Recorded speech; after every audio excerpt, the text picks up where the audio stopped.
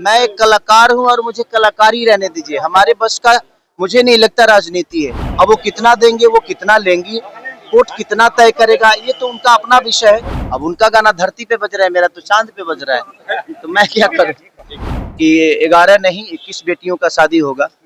पर ठीक है, हो सकता है कोई परिस्थिति हुई होगी, नहीं आए तो ये उनका विषय है। तो इस पे जो सरकार है उसे विचार जरूर करना चाहिए कि इसीलिए मैं कहता हूं कि हर घर में एक बेटी पैदा जरूर होनी चाहिए, ताकि बेटियों की दर्द हम समझ पाए। कि सरकार अपनी समीक्षा कराएगी, क्योंकि बंद भी उन्होंने किया है और लापरवाही भी उन्हीं की है। खेसारी जी, मनोज तिवारी ने कहा है कि रितेश पांडे जो है जन सुराज को छोड़ दिए हैं, वो अब बीजेपी में कभी भी आ सकते हैं। खेसारी लाल भी बीजेपी ज्वाइन करेंगे। मैं कहीं नहीं जा रहा हूँ, मैं एक कलाकार हूँ और मुझे कलाकारी रहने दीजिए। हमारे बस का मुझे नहीं लगता राजनीति है, क्योंकि राजनीति में आपको झूठ बोलना पड़ता है और हम सच बोलने वाले लोग हैं, और सच बोल के आप राजनीति कभी नहीं कर सकते हो। इसीलिए मुझे कहीं नहीं जाना है।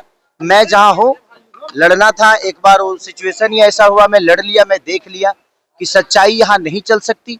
तो मैं एक कलाकार बहुत खुश हूँ और मुझे कलाकारी रहने दीजिए। मुझे अभी तो बिल्कुल मैं कुछ नहीं सोच रहा हूँ, मुझे बस संगीत से मतलब है और संगीत ही मेरी जीवन है। बेटियों के लिए लगातार आवाज आप बुलंद करते रहे, 11 लड़कियों की शादी में भी आप शामिल हुए।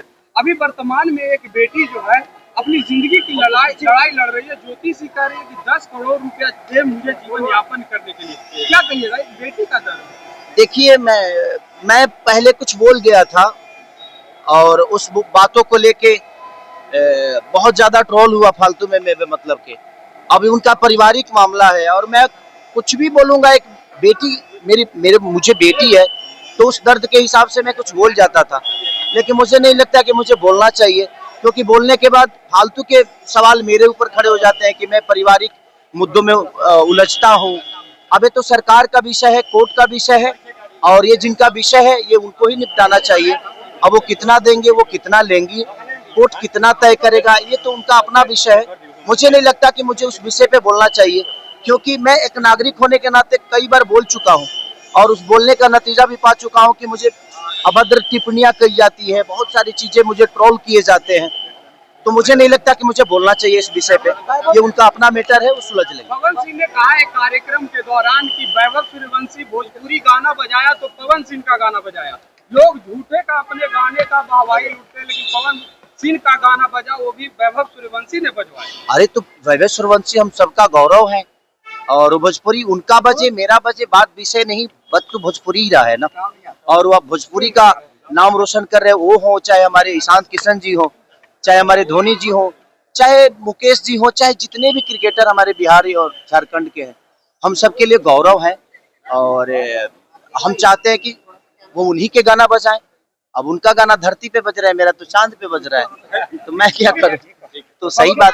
क्या बंगाल में आप जाएंगे चुनाव प्रचार करने के लिए, जो बंगाल में चुनाव होने जा रहा है? अब देखिए, कोई बुलाएगा तो क्यों नहीं जाऊंगा। जिनसे अपना देखिए मेरा व्यक्तिगत जिससे संबंध होता है उसके लिए मैं हमेशा से जाता हूँ, चाहे वो बीजेपी में हो या वो आरजेडी में हो या किसी भी पार्टी में। पवन सिंह, आप जिस शादी विवाह समारोह में आप गए थे उसमें पवन सिंह नहीं पहुंचे। जब अंकुश राजा से सवाल किया गया तो उन्होंने कहा कि मैं क्या करूं, इनविटेशन तो उन्हें दिया था, लेकिन खेसारी लाल पहुंचे शायद इस वजह से। नहीं, चुनाव में शायद वादा किए थे, उन्होंने वादा किया था कि 11 नहीं 21 बेटियों का शादी होगा। पर ठीक है, हो सकता है कोई परिस्थिति हुई होगी, नहीं आए तो ये उनका विषय है, क्यों नहीं आए। बट मुझे उन्होंने इनविटेशन दिया तो मुझे लगा जी नहीं यार, मैं सक्षम हूँ, कम से कम उन बच्चियों को इतना साहस कर रहे हैं वो दोनों भाई मिलके, तो हम भी एक कलाकार होने के नाते मुझे भी लगा कि मुझे भी उन बहनों को अपने तरफ से जो भी गिफ्ट हो सकता है मैं दे सकता हूँ। तो मैंने प्रयास किया और मैंने कोशिश की, और ऐसे बेहतर काम के लिए हमेशा से हर आदमी को कोशिश करना चाहिए। तेज प्रताप यादव ने आपके लेकर के कहा कि हमेशा सितारा ही नहीं रहेगा, आए और कहीं गए। ठीक है, देखिए सच वो सही बोल रहे हैं, हर आदमी स्टार हमेशा नहीं रहता है। हर आदमी चाहे जो मैं आजीवन स्टार रहूं तो संभव है नहीं, उनका भी कहना सही है कि हमेशा खेसारी स्टार नहीं रहेंगे। आज है इनके जगह पे कोई पहले था, उसके बाद कोई आया, फिर मैं आया, मेरे बाद भी दुनिया है, ऐसा नहीं कि मेरे पे दुनिया के खत्म होती है। तो दुनिया है और आना जाना लगा रहता है, और यही प्रकृति का खेला है कि दिन है तो रात होगी और रात है तो दिन होगा।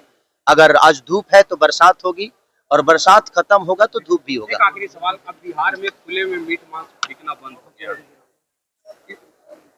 देखिए खुले में यहाँ कुछ भी खुले में बंद हो जाता है, लेकिन अंदर तो सब कुछ चलता ही है, तब उसके लिए क्या कहिएगा। ये कोई बड़ा विषय नहीं है, ये तो सरकार का विषय है कि भाई वो लोग क्या क्या बंद कराते हैं और क्या क्या चालू होता है, अब सबको पता है, तो ये सवाल ही नहीं है। क्योंकि खुला में तो हर चीज बंद है, लेकिन अंदर तो सब कुछ चालू है, तो बंद करने का कोई मतलब बनता नहीं है।